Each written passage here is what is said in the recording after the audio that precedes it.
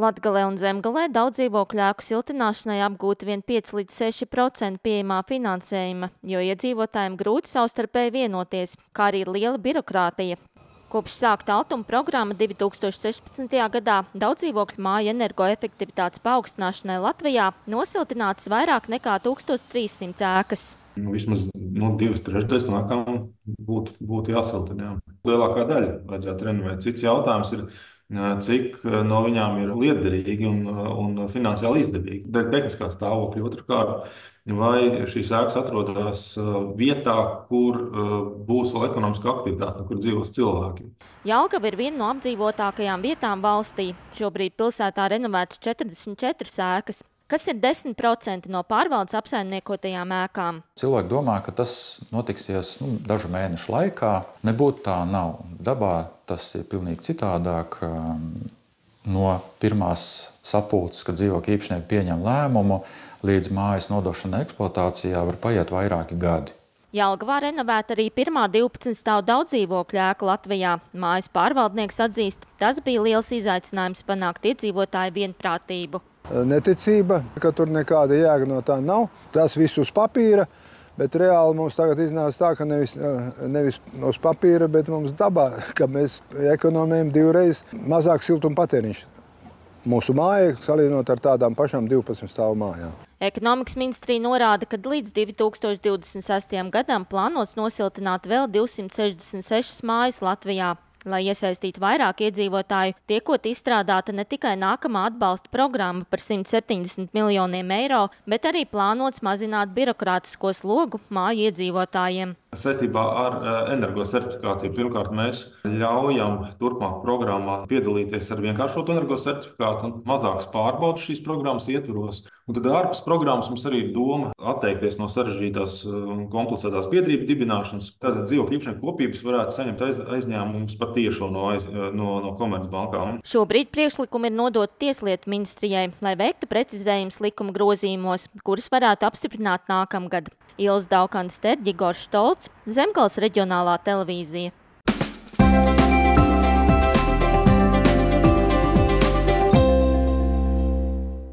Tukuma novads plāno uzstādīt 14 jaunas uzlādes stacijas, tādējādi paplašinot uzlādes infrastruktūru un uzlabojot mobilitātes iespējas gan vietējiem iedzīvotājiem, gan novada viesiem. Pašvaldība rīkojas izsoli zemes nomai par 20 000 eiro gadā, kur 2 nomas tiesību ieguvēja Latvenergo un CIA Ignitis Latvija gadu laikā uzbūvēs stacijas ar 32 uzlādēšanas vietām.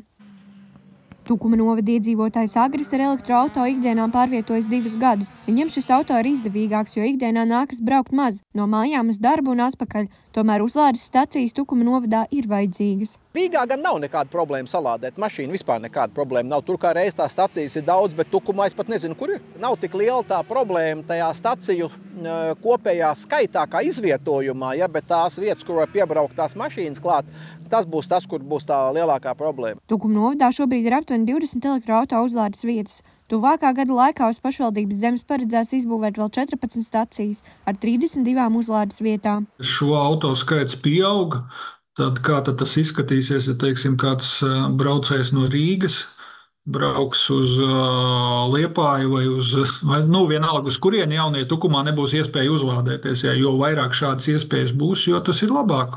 Elektroauto īpašnieks Agris norāda, ka dzīvokļos dzīvojošiem elektroauto uzlāde ir sarežģīts jautājums. Tāpat šobrīd Latvijā ir salīdzinoši liels izaicinājums braukt ar elektroauto tieši uzlāžu vietu ziņā. Elektromašīnai tas mīnus nav tas nobraukuma attālums.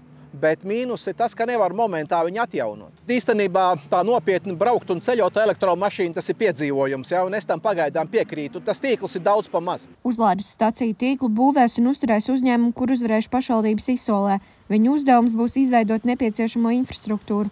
Vietvarai tēriņi nebūšot, tieši pretēji, plānots gūt peļņu ap 20 000 eiro gadā par visām 14 uzlādes stacijām. Pašvaldība no vienas puses var tajā iesaistīties un var arī neiesaistīties. Tirgus pats sev noregulēs un izbūvēs arī privātajās teritorijās. Te vairāk jautājums ir par to, ja pašvaldībai ir tādas īpašuma vietas, kur tādas stacijas varētu izbūvēt, vai pašvaldība izmanto šo iespēju un gūst papildus ienākumus vai neizmanto šo iespēju. Izsolē tiesības būvēt uzlādes stacijas iegūla Latvenergo, kas veidos 10 stacijas, un CIA Ignitis Latvija, kas būvēs 4.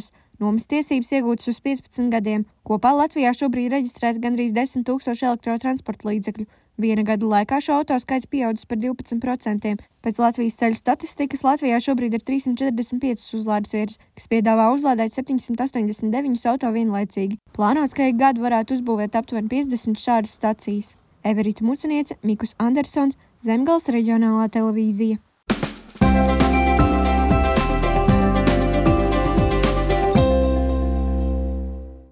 Latvijā šobrīd norisinās diskusijas par skolēnu vasaras brīvlaika saīsināšanu, lai līdzsvarotu mācību slodzi visa gada garumā. Iniciatīva guvusi plašu sabiedrības uzmanību, jo vasaras mēneši ir tradicionālais atpūtas laiks skolēniem un skolotājiem, bet vecākiem problēmas, kā nodarbināt bērnu, nekavējot pašiem savu darbu.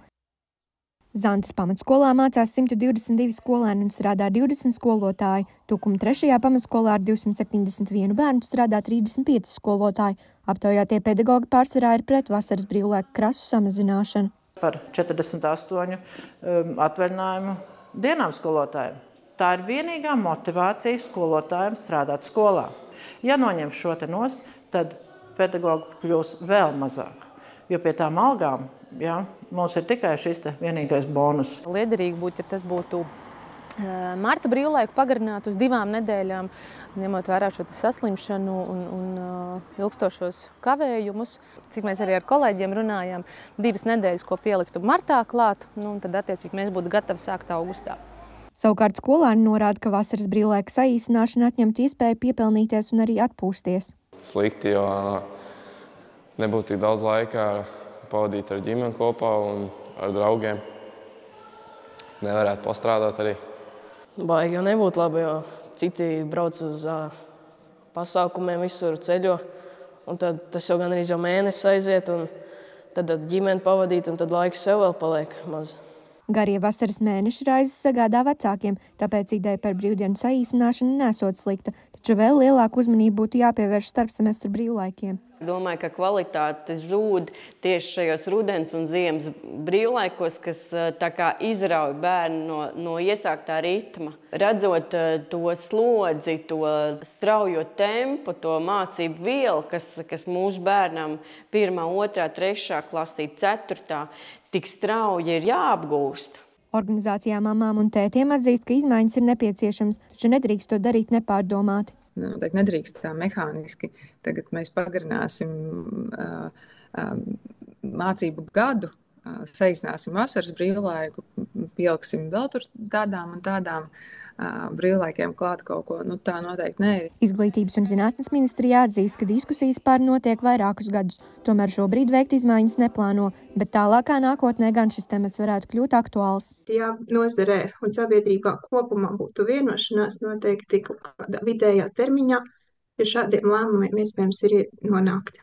Un ja mēs pārstrukturētu gadu, tad varbūt mācību dienā darba intensitāte mazinātos. Šobrīd iniciatīvu par skolēnu vasaras brīvlaika saīsināšanu un starpsemestru brīvlaiku pagarināšanu ieguvusi atbalstu no 986 iedzīvotājiem. Everita Muciniece, Mikus Andersons, Zemgales reģionālā televīzija.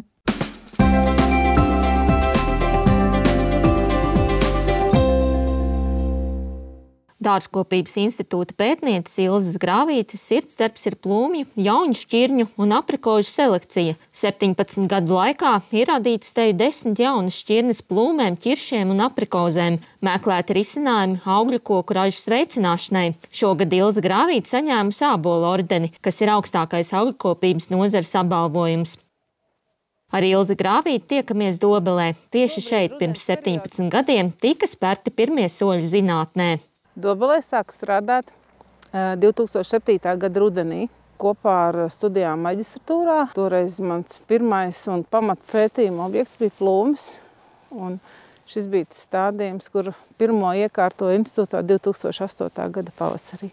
Selekcijas darbs ir ilgstošs. Te ir 10 gadu garumā reģistrētas 6 plūmu šķirnes. Mīļākā ar nosaukumu Ance par godu mammai. Mamma sauc Anita, bet mēs nevarējām šķirni reģistrēt ar vārdu Anita, jo vācu šķirnē ir Hanita. Tāpēc Ancīte ir mammai veltīta šķirne. Šobrīd siltumnīcās tiek ieziemoti jaunie stādījumi, un darbs pie selekcijas turpinās. Kā atzīst zinātniece, Latvijā ir daudz labas un garšīgas šķirnes, bet ar grūti veidojumiem vainagiem. Tādēļ ikdienas darbā tiek meklēta jauna pieeja. Šeit mēs meklējam to variantu, kā jaunās šķirnes piedāvāt ražotājiem. Ne tikai tradicionālos vainagus, bet ar netradicionālām vainagu formām, ar auguma samazinošiem pocelmiem. Tas ir tāds ļoti nozīmīgs arī pašai nozarei. Plūmes, ķirši un aprikozes ir tās kultūras, kas Ilzes sirdī ir vistuvākās. Bez darba zinātnē selekcionāri nodod savas zināšanas studentiem, pasniedzot lekcijas Latvijas Biozinātņu un tehnoloģiju universitātē un konsultē arī augļu kopjus.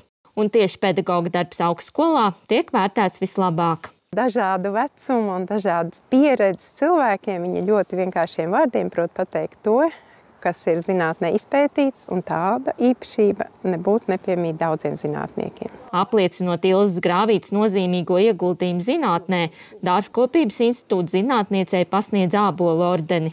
Tas ir tiešām tāds ļoti zīmīgs un nozīmīgs novērtējums, jo tas nav par kādu izstrādātu darbu. Tas ir par darbu nozarei ilgstošākā periodā.